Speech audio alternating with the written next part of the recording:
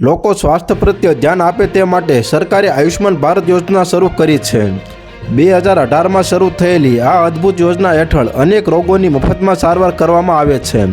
આ કાર્ડ ધારકોમાં બાળકોથી લઈને વડીલો સુધીના દરેકને 5 લાખ રૂપિયા સુધીના સ્વાસ્થ્ય વીમા લાભો મેળવવાની તક મળે છે।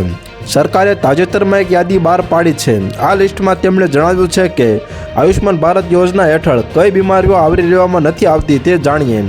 આયુષ્માન ભારત યોજનામાં મોટા ફેરફારો સાથે હવે આ યોજના હેઠળ 1760 રોગોની સારવાર થતી, પરંતુ નવા નિર્ણય સાથે સરકારે આમાંથી મેલેરિયા, મોતિયા, સર્જિકલ ડિલિવરી, નસબંધી અને ગેંગ્રીન જેવા 196 રોગોને આ લિસ્ટમાંથી હટાવી દીધા છે, જેની લોકો પર ઊંડી અસર પડી છે।